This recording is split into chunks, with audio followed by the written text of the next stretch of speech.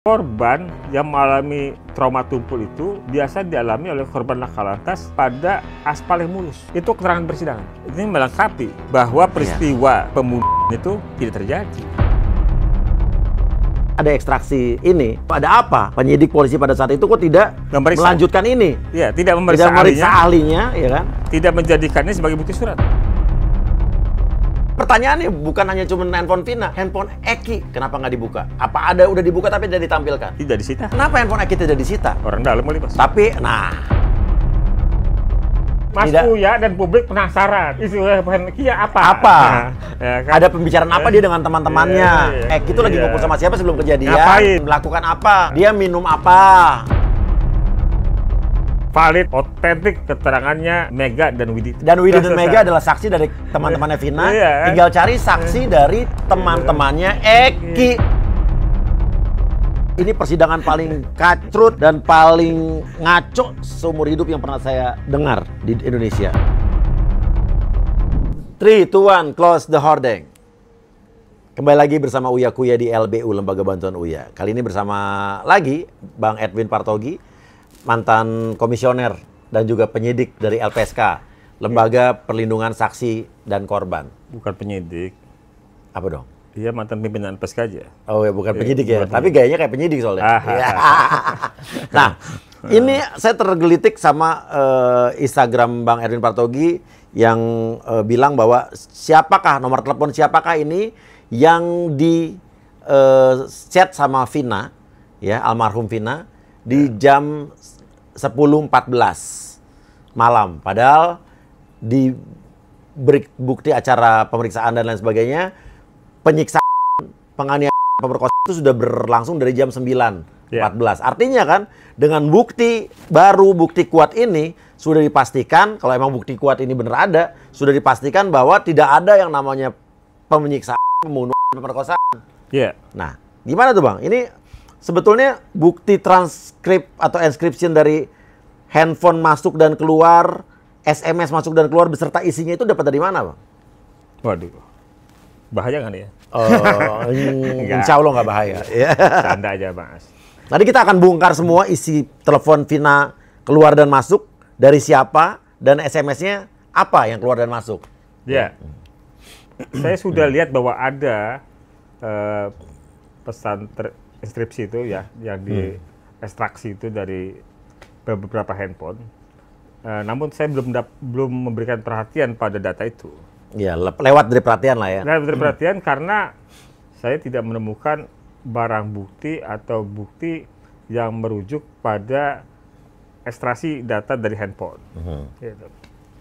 Sehingga menurut saya jadi nggak penting amat ini, ya kan? Karena juga nggak ada dirujuk di putusan. Artinya barang itu tidak pernah dijadikan alat bukti, barang bukti. Ya, transkripsi handphone keluar masuk dari siapa aja nggak pernah dijadikan barang bukti. Nggak pernah dijadikan barang bukti, nggak pernah dijadikan alat bukti, ya kan, dari keterangan ahli atau surat ya. Makin menarik ketika misalnya Raja Indragiri sering kali mendorong agar data handphone dari Vina, Eki, dan yang lain itu dibuka. Ya, emang harusnya itu kuncinya. Ya, dibuka. Jadi saya tergelitik oleh itu. Untuk kembali menengok berkas yang saya punya, gitu loh. Dokumen saya punya itu, ketika saya baca ternyata ketemu, gitu.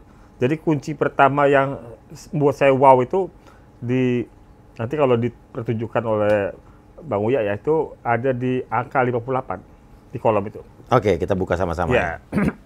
Di angka 58 itu kalimat terakhirnya begini.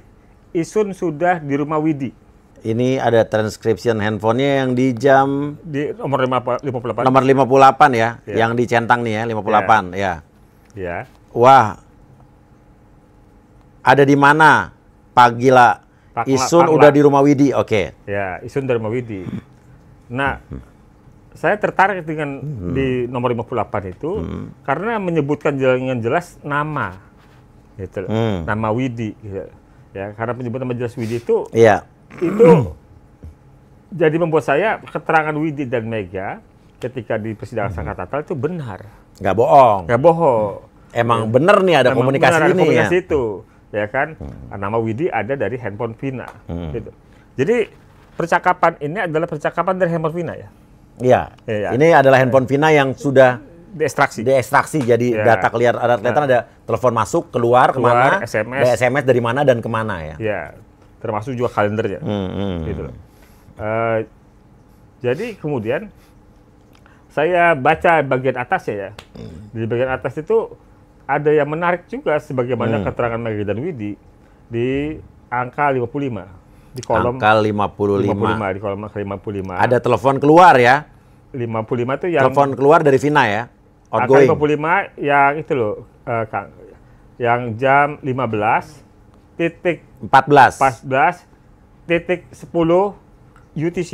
Ya, UTC artinya apa? Ini kan karena Ya. orang berpikir jam 15 jam 3 sore tuh gitu kan. Ya. Padahal ini kan kita bicara jam 10 malam lewat 14 kan. Ya. Coba terangkan, Bang. Oke. UTC itu adalah penggunaan zona waktu untuk internasional. Oke, yang artinya Ya.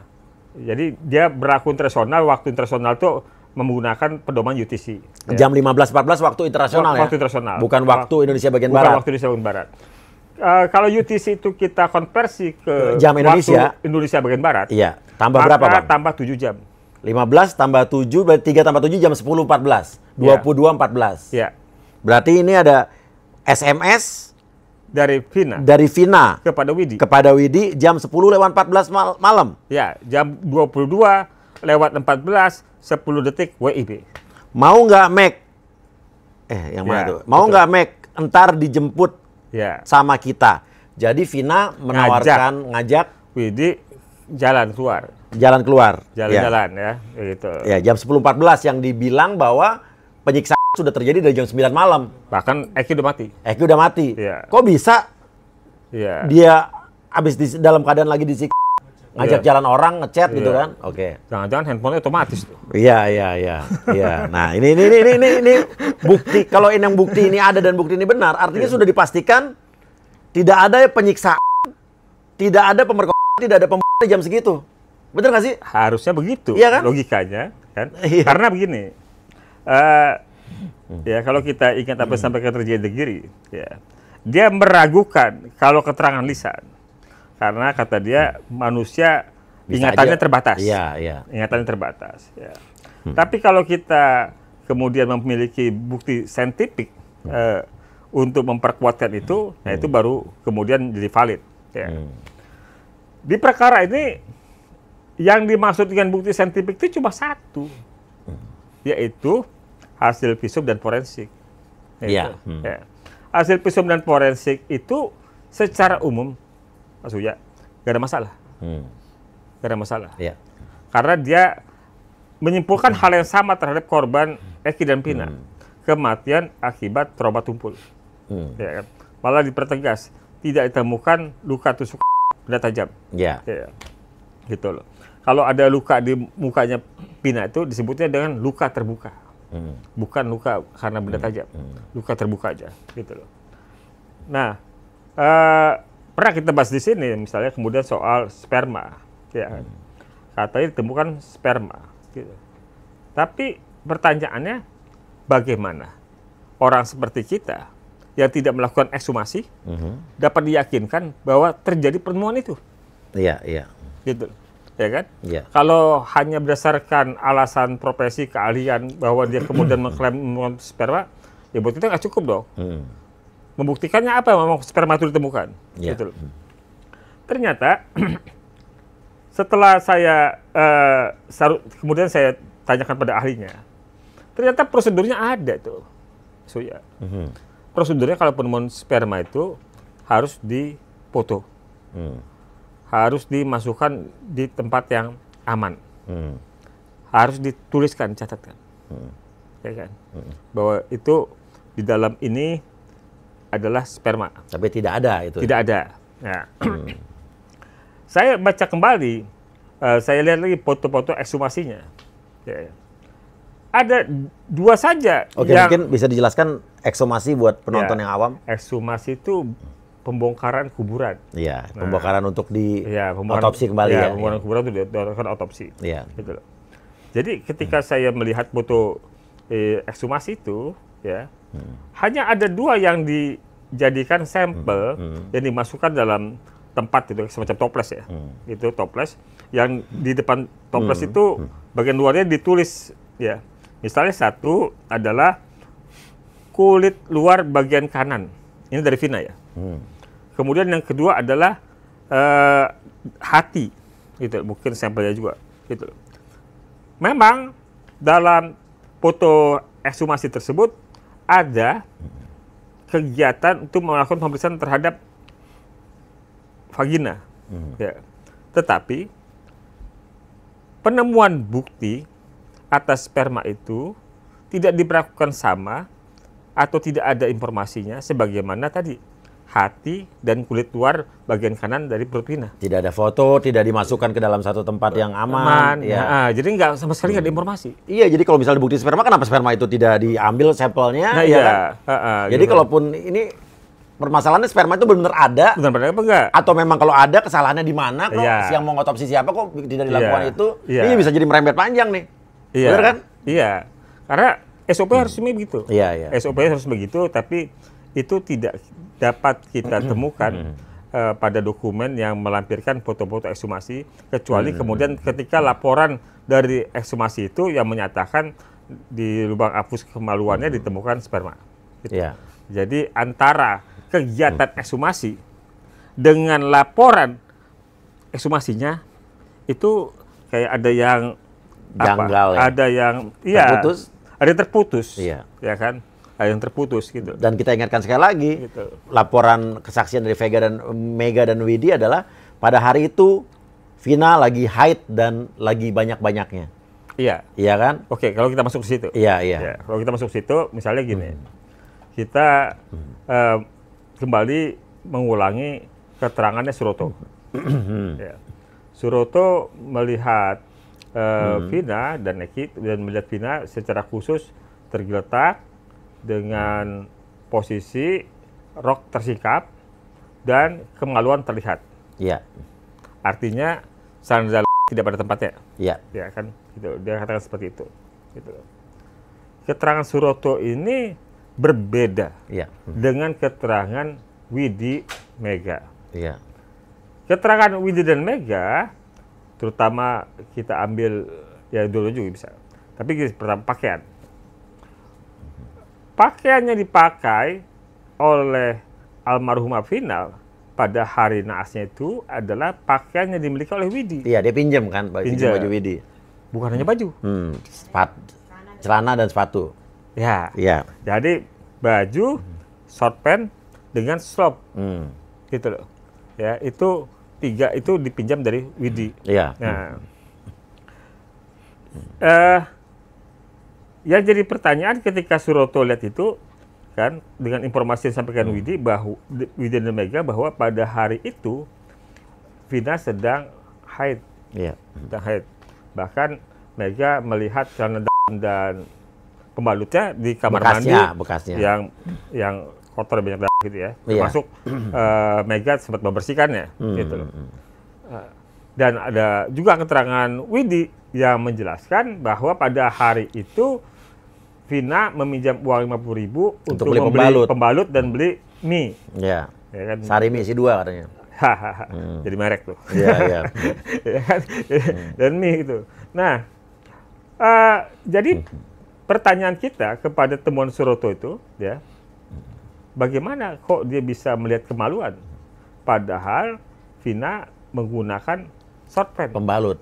menggunakan pembalut Iya. dan menggunakan short pant. Dan Mas Edwin, saya sudah melihat foto yang kemarin dari dulu belum beredar, Ya. yang dimiliki oleh tim kuasa hukum Saka Ya. Tatal, bahwa ada foto yang akhirnya dijadikan novum di Ya. sidang PK Saka Tatal. Ya. Ada foto jelas Vina, korban, di rumah sakit, dia masih menggunakan celana lengkap dan ada pembalutnya. Ya, Iya kan? ya. Jadi Iya. ini yang mau saya sampaikan. Iya. Logikanya, kalau Suroto melihat celana itu tidak pada tempatnya, ya, dengan keadaan Vina sedang haid, kemungkinan di hari-hari awalnya, ya, dengan keterangan Mega sebelumnya itu, maka ada potensi celana dalam yang berwarna krim atau putih itu akan juga ternoda. Darah. Darah. Ya. Tetapi dari novum yang kita sampaikan pada sidang PK katakan, celana dalam yang masih dalam keadaan terpakai, yaitu ketika di rumah sakit Gunung Jati, itu bersih. Ya. Sekalipun kita tidak mengetahui kondisi dalamnya. Tapi kondisi luar, yang tadi saya sampaikan warnanya, itu tidak terlihat adanya noda darah. Betul. Ya. Tambahan lagi adalah keterangan dari dokter IGD yang menangani Vina. Jadi dia menyatakan bahwa dokter IGD ini menggunting celana Short pant ya? Enggak, bahasa dia nggak begitu. Bahasa dia malah celana panjang warna biru. Iya. Nah, Vina. Iya. Ya kan? Nah, ini yang menurut saya kemungkinan mungkin ada salah penyebutan atau salah penulisan yang itu maksudnya mungkin short pant-nya yang dipakai Vina karena warnanya yang disampaikan Gelap. Widi itu denim, yang disampaikan dokter itu Biru. biru. Jadi itu ada kesesuaian gitu loh. Nah, itu yang kemudian kita mempertanyakan apakah benar keterangan Suroto itu? Iya, karena berbeda.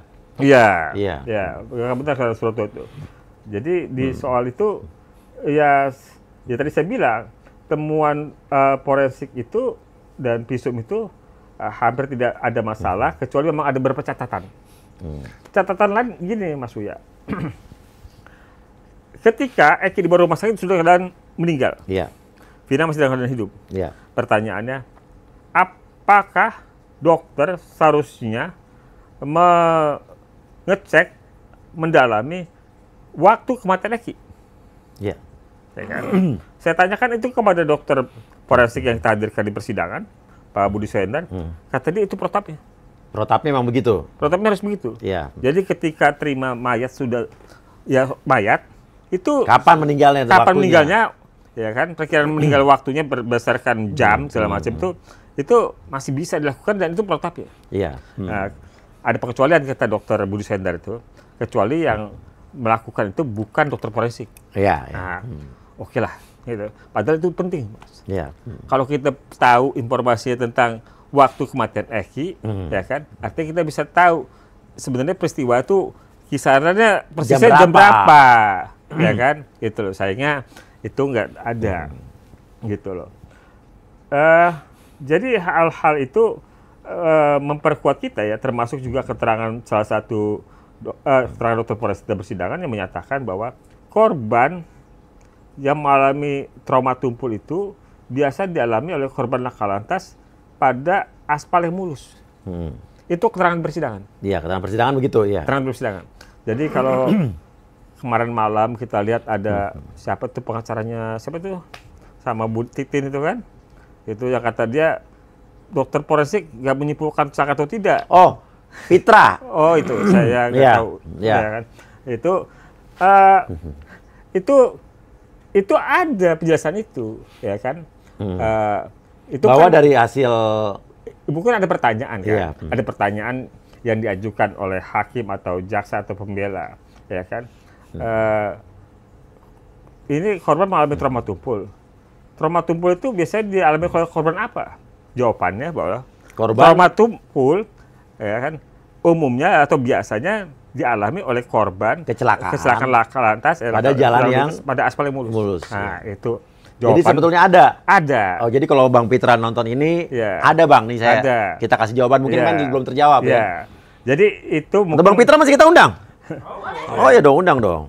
Jadi itu misalnya kita katakan pendapat ahli forensik, ya kan, berdasarkan pengalaman dia, ya kan, bahwa empiriknya mungkin seperti itu. Jadi begitu Mas Uya. Jadi saintifik yang ada pada perkara ini hanyalah soal visum dan forensik yang juga tadi kita jelaskan sebenarnya tidak begitu banyak masalah, ya, sekalipun tidak kurang sempurna, gitu. Nah, ketika kemudian keterangan-keterangan yang menyatakan bahwa peristiwa itu tidak ada, ya, pembunuhan, pemerkosaan dengan merujuk pada kita kemarin merujuk pada tempat, harusnya di TKP utama banyak darah, harusnya di TKP utama ada lintasan ban, ya kan, harusnya di tubuh dan badan Eki dan Vina, Ada termasuk di pakaiannya, tanah. ada tanah, ada rumput. Karena penyiksaan kan di kebun katanya, Kebun, ya lagi kan? hujan lagi. Ya kan, menempel tanah dan rumput dari lokasi itu sampai di jembatan ya. Nggak mungkin kan disiksanya Ya. ambil nama dilakukannya disiksa dalam keadaan melayang kan nggak mungkin kan? Nggak mungkin. Pasti di tanah kan? Ya, termasuk ini kalau disebut pemerkosaan, ini pelaku pemerkosaan yang paling sopan. Iya. Gimana tuh Bang? Bang Uya, berarti nggak pakaiannya Vina. Pakaian Vina di flyover itu lengkap. Lengkap iya. Lengkap, Iya. ya kan? Jadi nggak ada robekan. Iya. Ya kan, nggak dirobek bajunya. Iya. Ya kan, gitu loh. Saya udah lihat tuh foto yang Jadi di flyover. dokternya bilang dia gunting sananya, gitu loh ya. Iya. Ya kan, artinya kalau itu pemerkosa habis diperkosanya, bajunya dibuka baik-baik. Iya. Ya kan? Dipasangnya baik-baik. Dipasang baik-baik. Rapi Sananya lagi. dibuka baik-baik. Terus pembalutnya juga dipasang lagi. Nah, gitu loh. Jadi gitu. Jadi ini pemerkosa yang sopan. Iya. Benar. Nah, ya, kita Iya. kita nggak menemukan petunjuk itu kan. Iya, Nah, iya. termasuk gini, Mas Uya. Pada korban pemerkosaan, petunjuk atau bukti terjadi peristiwa itu tidak hanya pada organ intimnya, gitu loh. Kalau dia masih hidup, ya, kalau dia tidak pingsan, ya, dia masih hidup, dia masih ada tenaga, tidak ada satupun perempuan yang mau Dia pasti ngelawan. pasti melawan. Bagaimana bentuk perlawanannya? Bentuk perlawanannya, kalau dia menutup bagian organ vitalnya dengan paha, maka pahanya akan dipaksa buka. Iya. Karena ada tekanan Iya. dan paksaan, maka Iya. akan menimbulkan lebam di bagian Iya. paha. Di Vina tidak ada. Kalau dia masih bisa menutup bagian organ bagian dadanya, ya kan, tangannya akan dipaksa buka, gitu. Dia menahan, ini buka, maka akan lebam di tangannya. Gitu loh. Kalau dia masih ngelawan, pilihannya bisa ditipu, bisa digampar. Iya. Gitu loh. Itu juga nggak ada. Iya. Jadi 3 hal itu yang menjadi bukti atau petunjuk terjadi kekerasan seksual terhadap perempuan di tubuh Vina tidak ada. Jadi bukti dan fakta itu menjelaskan bahwa peristiwa Pemerkosaan tidak ada. Oke. Gitu loh. Tidak ada. Iya. Ya. Nah, inilah satu-satunya saintifik yang ada dalam perkara ini, hanya bukti forensik dan visum yang juga kualitas pembuktiannya tidak ada bagi perkara yang dituduhkan. Iya. Ya kan? Karena kesimpulannya trauma tubuh biasa dialami oleh korban laka lantas. Gitu. Tapi kemudian dipaksakan bahwa peristiwa itu terjadi dengan kemudian menjadikan hasil visum dan forensik itu jadi pembenaran bahwa dipukul ini akibatnya ini, dipukul ini akibatnya ini. Iya. Yang paling menurut saya salah satu yang paling ajaib adalah masih mempertahankannya di 3 putusan itu penggunaan samurai. Iya. Pertimbangannya. Iya. Di pertimbangan hakimnya masih mempertahankan penggunaan samurai padahal hasil forensiknya Tidak ada. Jadi saya kalau boleh punya pendapat, ini persidangan paling kacrut dan paling ngaco seumur hidup yang pernah saya dengar di Indonesia. Iya. Bang, apa mungkin ada samurai dan di persidangan itu masuk samurai, luka dan lain sebagainya karena ada Rivaldi yang tiba-tiba masuk ke dalam rombongan kuli bangunan ini. Kan faktanya kan katanya Rivaldi itu udah ditangkap duluan tuh karena kasus mengancam dengan mantan pacarnya. Iya. Nah, Ini kacrut belum persidangan ini loh ya. Iya. Sebetulnya nih jaksa, hakim, penyidik, polisi itu harus diperiksa semua nih. Iya. Iya kan? Betul. Karena banyak fakta-fakta atau bukti-bukti yang tidak dipakai dan diabaikan itu kan. Iya. Dan menurut saya konteksnya bukan soal etik atau disiplin, Mas Uya. Ini kejahatan. Kejahatan, Mas Uya. Orang hilang kemerdekaannya, terampas kemerdekaannya selama 8 tahun. Ya masih Kalau di penjara kita nih itu berhitung juga. sekarang. Iya. Ya kan? Gitu loh. Rusak nama baiknya. Gitu loh. Masa dibayar cuma kode etik? Kejahatan lah. Iya. Ya kan? Merampas kemerdekaan orang lain. Nah, tapi ini kan ininya sekarang ini. Menurut saya ini Ibtu Rudiana, Polda, Polres, dan sekarang Mabes yang mungkin lagi menginvestigasi kasus ini gitu kan ya, harus melihat bukti-bukti ini, fakta-fakta, apalagi dari nomor telepon tadi yang menyatakan bahwa Vina masih telepon Widi kok jam 22, jam 10:14 malam. Masih telepon ngajak keluar. Masih SMS juga. Ada buktinya. Iya kan? Sedangkan di persidangan bilang di dari jam 9 malam. Iya. Itu iya kan? Iya, itu yang saya mau bilang. Dan mereka Eki dan Vina ditemukan jam 10:30 malam. Iya. Coba pakai logika ini sebenarnya udah simpel, udah jelas clear gitu kan? Iya, itu tadi yang saya bilang. Ya. Bahwa keterangan Mega dan Widi ternyata tidak berdiri sendiri. Didukung oleh bukti ini. Jadi Mega dan Widi bukan asal ngomong. Omongan Widi dan Mega terverifikasi sama bukti-bukti telepon Vina yang udah di ekstraksi. Jadi ya kan? Otentik. Iya kan? Kalau yang lain kan bisa asal ngomong aja gitu. Asal ngomong aja. Ada jamnya kok, ada waktunya nih. Di persidangan bilang bahwa penyiksaan ini sudah dilakukan dari jam 9 malam dan Eki dan Vina ditemukan jam 22.30 sekian, setengah 11 malam. Artinya kan ini ada waktu yang nggak mungkin dong. Ya pertama nggak mungkin mereka disiksa dan diperkosa dalam waktu cuman berapa belas menit, 10 menit, 15 menit oleh rombongan, terus dipindahin ke jembatan. Ya, bukan peristiwa di flyover itu hanya terjadi dalam waktu 15 menit. Iya. Ya kan? Di Ania kemudian iya kan, dan nggak mungkin juga bahwa abis disiksa dan diperkosa dia tiba-tiba nelpon ngajak temannya buat jalan. Kan gampang gitu. Jadi yang harus kita cari tahu sekarang adalah motifnya kenapa. Ya, dulu dari kecelakaan lalu lintas, laka lantas tunggal, tiba-tiba jadi pembunuh dan merkosa. Itu yang harus kita cari, motifnya siapa dalangnya. Iya. Iya kan? Iya. Masuknya udah mendalaminya kan? Ya saya udah tahu sih. Cuman kan saya nanya aja supaya ngajak orang komentar itu. Iya. Masuknya sudah mendalaminya. Iya. Ya saya hanya bisa menduga-duga saja. Mungkin ada faktor-faktor X ya yang membuat Rudiana, ayah Eki itu kehilangan akal sehatnya. Gitu. Ada keyakinan terhadap sesuatu hal yang tidak rasional. Ya kan? Padahal dia sebagai penyidik harusnya adalah orang yang biasa bekerja secara rasional. Karena kenapa rasional? Karena dia harus mengumpulkan bukti. Bukti diperlukan untuk menyatakan bahwa yang ditangkap, yang disangkakan, yang didakwakan adalah benar. Gitu. Itu kan pekerjaan yang sebenarnya pekerjaan rasional. Apalagi yang harus didukung dengan saintifik, visum, forensik, sidik jari, ya kan, jejak segala macam, ya kan. Ini kan orang yang memang seharusnya memang bekerja di wilayah itu, tapi kok kehilangan rasionalitas. Dan masalahnya, pada saat itu kan ini udah ditanganin kepolisian sebagai suatu buah institusi ya. Iya kan? Iya, Polsek Talun ya. Polsek Talun, tapi akhirnya dibawa ke Polda juga dan lain sebagainya, menyatakan Polsek bahwa Talun, ini adalah kemudian Polres Kota Cirebon dan kemudian Polda. Ke Polda. Artinya kalau sampai ada kesalahan, ternyata tidak ada peristiwa itu dan salah tangkap, artinya rentetan siapa saja harus diperiksa nih, harus mendapatkan sanksi. Atau jangan-jangan yang lainnya kena prank doang. Ya, kita tunggu dulu, Mas. Iya. Kita jangan dulu. Iya. Tapi kan saya sebagai masyarakat awam juga nanya dong. Oh iya. Karena kan kita gemes sebagai banget masyarakat juga harus gemes banget ya. mendapatkan kepastian. Gemes. Iya kan? Ya tentu. Tapi gini aja dulu.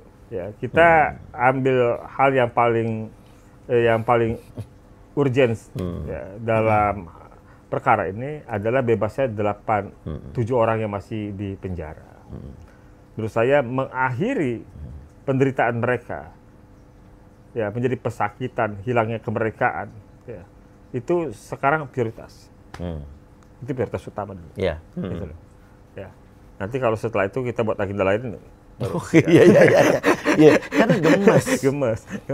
Oh, iya. Ya kan. Jadi gini, harapan yang bisa kita juga masuknya terutama ya. Sebagai anggota dewan terpilih dengan suara terbanyak kan. Iya. Gitu. Kita berharap Pak Surya, Ketua Mahkamah Agung Pak Saripudin ya, yang akan sebentar lagi mengakhiri masa jabatannya, mungkin sekitar bulan Oktober, kan, meninggalkan legacy, yes. Legacy ya yang berarti pada perkara ini. Gitu. Ketua Mahkamah Agung ini dikenal sebagai tokoh yang progresif, orang yang religius dan alim, gitu loh. Iya. Jadi kita berharap Ketua Mahkamah Agung dapat memilih Hakim Agung yang memeriksa perkara PK Sakratatal ini adalah mereka-mereka yang memang bukan hanya ya mempunyai keahlian tentunya kalau Hakim Agung dalam bidang hukum ya, tetapi mempunyai nilai-nilai kemanusiaan dan keadilan. Gitu loh. Ya kan, kita kan berinteraksi Mas Uya. Iya.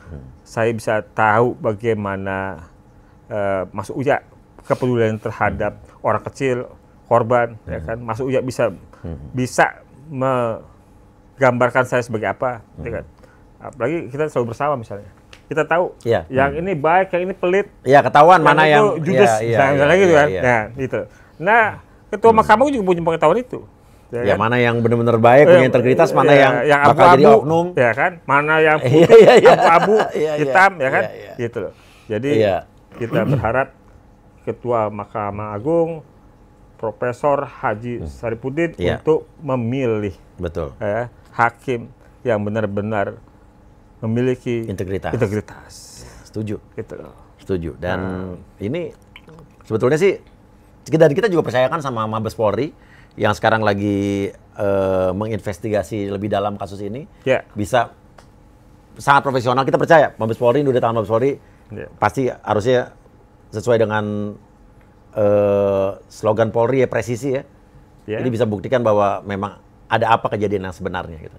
Dan tadi bukti ekstraksi dari telepon tadi bisa dijadikan satu petunjuk yang sangat kuat menurut saya. Saya rasa mereka punya.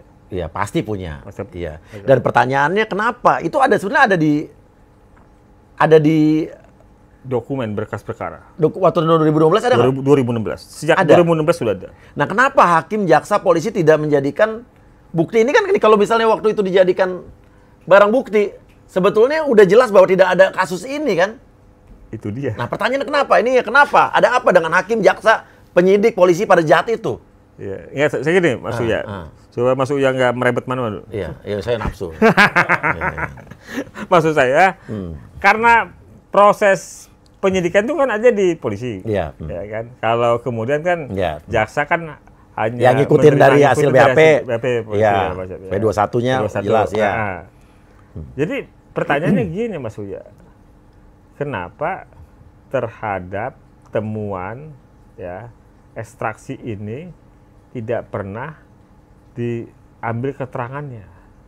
Tidak diambil keterangannya dalam BAP penyidikan. Iya. Ya kan? Gitu loh.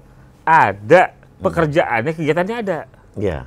Tetapi yang melakukan ekstraksi siapa itu tidak di dihadirkan BAP, tidak di BAP. Iya, di persidangan ya. Iya, tidak di penyidikan. Di penyidikan ya. Di penyidikan tidak di BAP, dan termasuk juga barang itu ketika kita lihat misalnya di dakwaan nggak ada. Oh, jadi waktu P21 itu nggak ada deskripsi ini? Nggak, dakwaan. Di dakwaan ada nggak? Di dakwaan nggak ada. Nggak ada. Jadi hakim sama jaksa nggak salah nih ya? Saya nggak tahu kalau jaksanya, tapi kalau hakim tidak. Kalau hakim tidak punya pengetahuan, hakim tidak punya pengetahuan. Karena dia hanya memutus saja akhirnya. Kalau menurut saya hakim tidak punya pengetahuan di soal ini. Ya kan? Tetapi karena ini sebagai dokumen yang satu paket dengan dokumen yang lain, misalnya penangkapan, penyidikan, ya kan, penahanan, kemudian barang bukti, ya kan, ekshumasi, kemudian ekstraksi, ini satu paket, satu bundel. Ya kan, satu bundel. Ini kan diserahkan oleh penyidik kepada jaksa. Itu ada tuh pasti nih. Jadi bukti ekstraksi ini ada ya? Ada. Ada. Tetapi tadi Mas Uya, apakah ketika di proses penyidikan bukti ekstraksi ini itu dialihkan atau dijadikan BAP tidak? Gitu loh. Sebagai keterangan surat kah, sebagai keterangan ahli kah? Buktinya ini buktinya ini sebagai bentuk surat. Keterangan bukti surat. Tapi yang melakukan ekstraksi adalah ahli. Sebagai keterangan ahli. Gitu. Itu kan harusnya ahlinya dipanggil. Ahlinya dipanggil di BAP juga. Sebagaimana dokter yang melakukan visum dan forensik juga di BAP. Bukannya ngasih laporan maksudnya. Iya. Dokter itu bukan hanya ngasih laporan hasil visum, hasil forensik, tetapi juga di BAP. Tapi pertanyaan saya adalah nih Bang, ini biar saya nggak salah tangkap ya. bukti ekstraksi ini ada di BAP? Ada di dokumen berkas dari perkara ini, ya. Artinya polisi harusnya lihat kan? Iya, penyidik harus lihat. Memang punya penyidik. Ini kan dari penyidik. Iya. Dan bukti ini nyampe ke P21 ada nggak? Menurut saya diserahkan nggak? Diserahkan. Iya. Diserahkan. Potensinya menurut saya diserahkan. Iya. Ya kan, karena itu satu paket. Artinya siapapun orang yang melihat, memegang dokumen dan membaca dokumen ini harusnya jeli kan? Iya. Tetapi tadi tidak dijadikan kemudian dijadikan berita acara. Iya. Tidak ada pemeriksaan. Iya. Iya. Terhadap surat ya, maupun terhadap ahlinya yang menerbitkan surat atau keterangan ini, gitu. Iya. Artinya kalau saya ulangin jadi lagi kalau tadi, dokter visum melakukan visum, kegiatan di IGD itu melakukan ekshumasi, dokter forensik di kuburan itu laporan tertulis ada. Oke. Laporan lisan, apa maksudnya pemeriksaan secara lisan, berita acara pemeriksaan ada. Pertanyaan saya, ada ekstraksi ini, ya, kenapa penyidik pada saat itu ada apa? Penyidik polisi pada saat itu kok tidak melanjutkan ini? Iya, tidak memeriksa ahlinya, ya kan? Tidak menjadikannya sebagai bukti surat.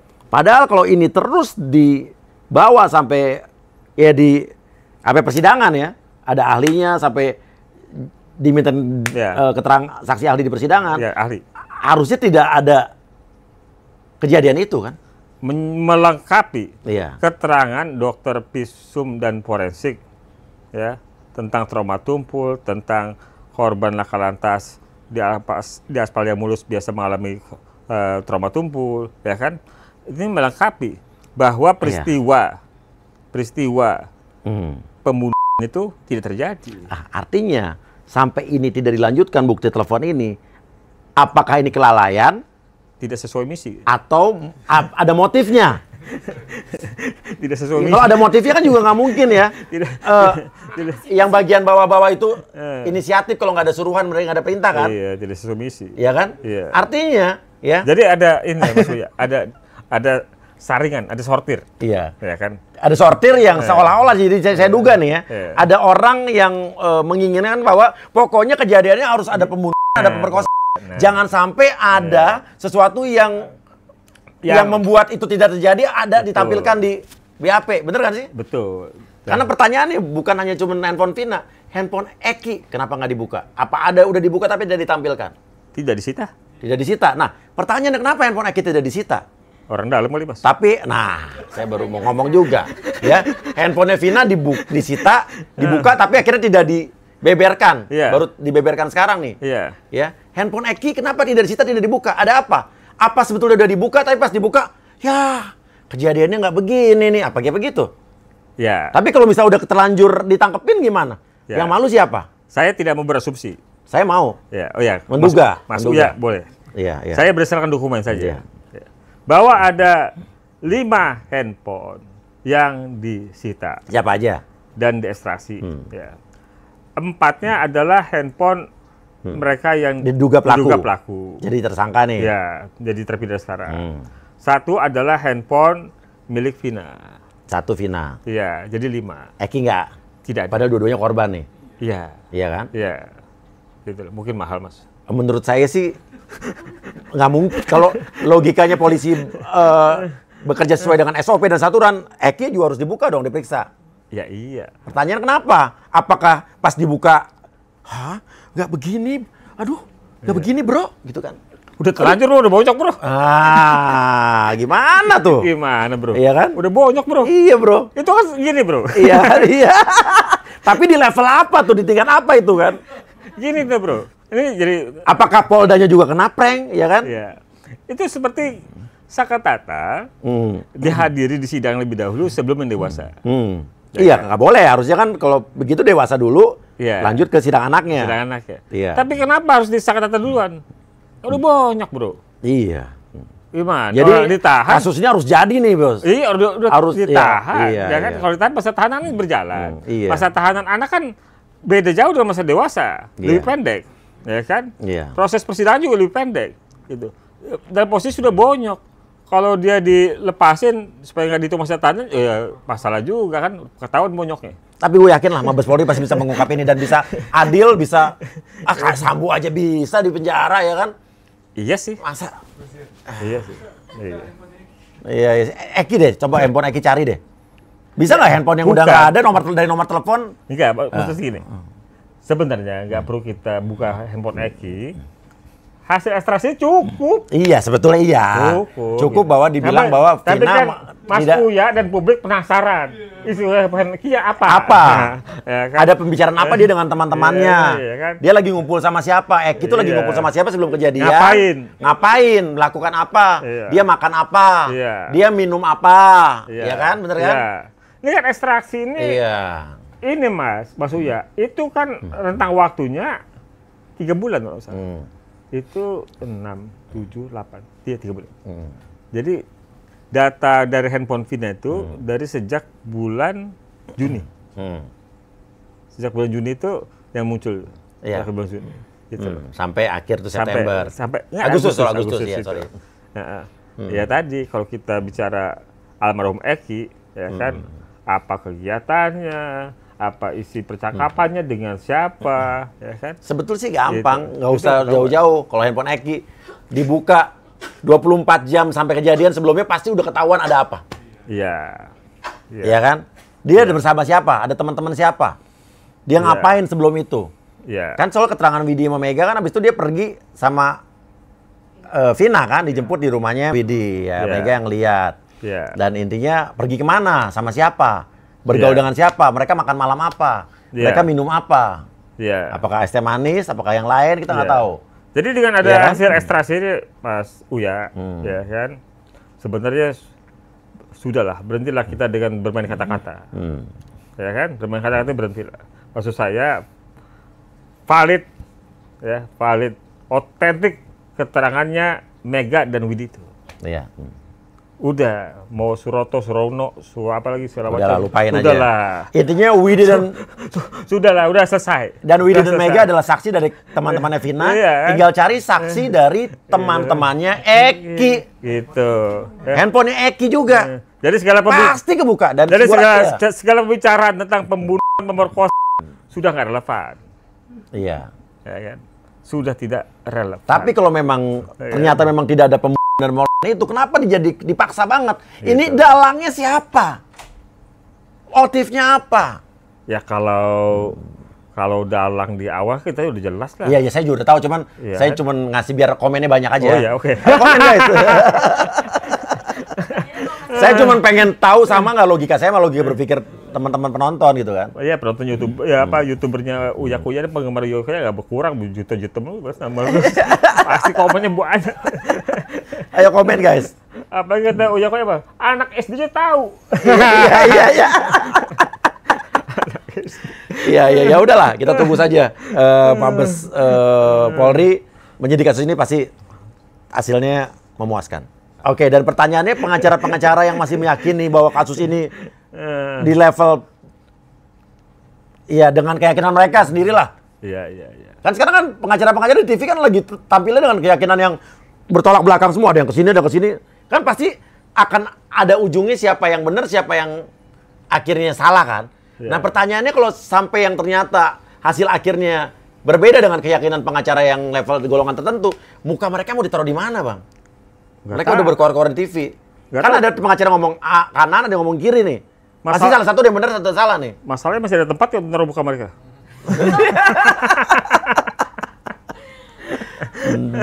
Ya kan? Iya. Ya. Pengacara Pitra menunjukkan motor Eki yang katanya nggak ada rusak dari bagian depan.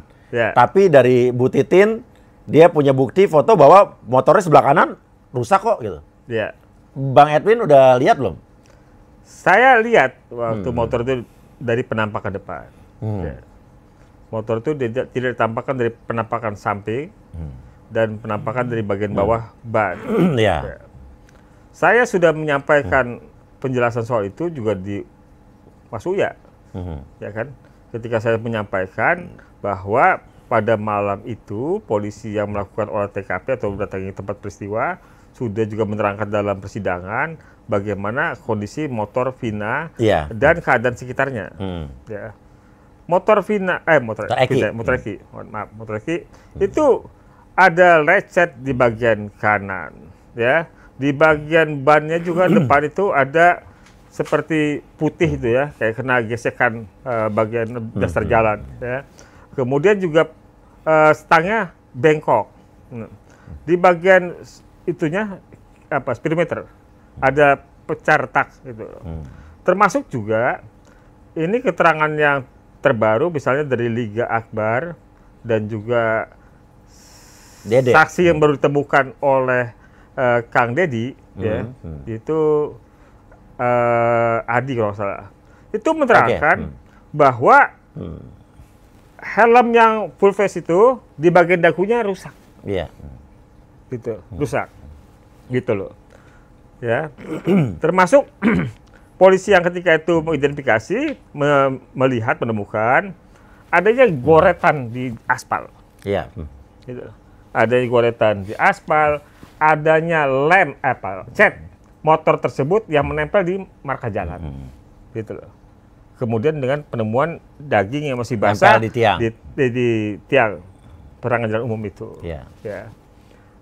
Jadi saya tetap berpegang pada keterangan itu, termasuk juga itu bukti atau novum yang kami sampaikan ketika sidang sengketa kemarin, menunjukkan bahwa kondisi motor Eki memang mengalami kerusakan. Kalau soal rusaknya parah atau tidak, kemudian lukanya kemudian jadi wajar atau tidak, ya hal itu tidak bisa dipukul rata. Iya betul. Karena berbagai peristiwa, dinamika soal kerusakan kendaraan, situasi korbannya tidak ada yang seragam. Iya. Ya kan, gitu. Orang kemarin kan juga baru ada kasus yang orang Itu. terkenal meninggal kecelakaan motor, Ya. sampai meninggal, motornya juga Ya, nggak hancur, Ya, biasa aja gitu. biasa aja. Iya, jadi Iya. nggak bisa dianalisis Iya, seperti benar, itu. benar. Gitu loh. Ya sini sih kita perlunya orang-orang yang ngomong pakai logika sehat ya. Soalnya Iya. akhir-akhir banyak orang yang ngomong tuh nggak pakai logika. Oh ya, Ya banyak. siapa ya? Banyak di TV berkeliaran kok. Oh gitu. Kok bisa Ya, diundang?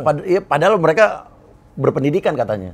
Oh. Kenapa bisa diundang? Oh, iya. Karena itu menarik buat tayangan, Bang, biar ramai. Oh gitu ya. Iya, biar ada pro kontra. Iya, iya. Kalau Mas Uya beda ya. Undangnya yang khusus-khusus aja ya, punya otak. Iya, iya. Tapi saya juga kadang-kadang mau ngundang yang nggak punya otak, Bang. Tapi buat berdebat sama saya. Oh gitu. Iya, iya. Oh, gitu. Iya, iya, iya. Aduh. Kayaknya khusus. Ya, oke. Saya bertanya orang, rata-rata saya banyak lagi mau ngundang orang yang nggak punya otak di sini, pada nolak atau nggak cari-cari alasan. Ya, mungkin mereka cari otaknya dulu. Iya, ada isi ulang. Cari otak. Ya udah. Iya. Dan terima kasih banyak guys. Silakan isi kolom komen sebanyak-banyaknya pendapat kalian ya. Terima kasih banyak. Mudah-mudahan kita menaruh harapan besar sama Mabes Polri untuk mengungkap kasus ini sehingga terang benderang. Dan ya. ini Mas Uya. Iya. Ya.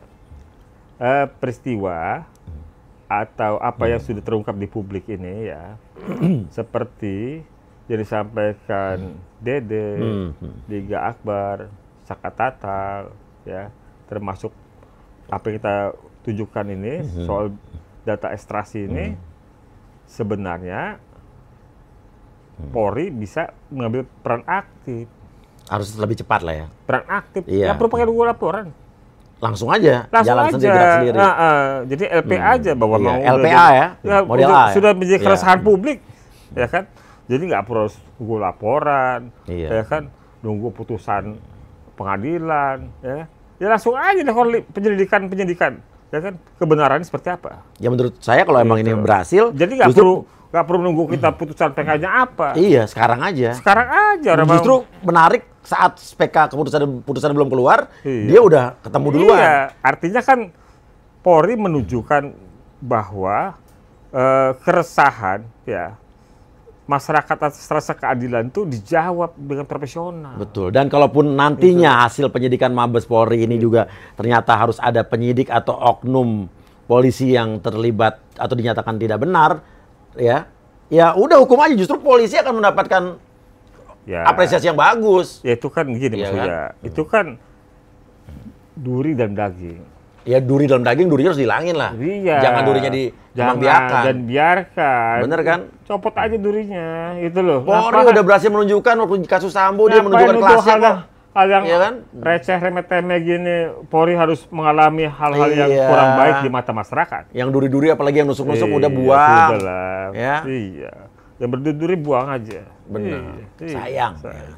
Gitu loh. Terima kasih. Wassalamualaikum warahmatullahi wabarakatuh. Waalaikumsalam. Tak akan ada lagi lelaki seperti dia.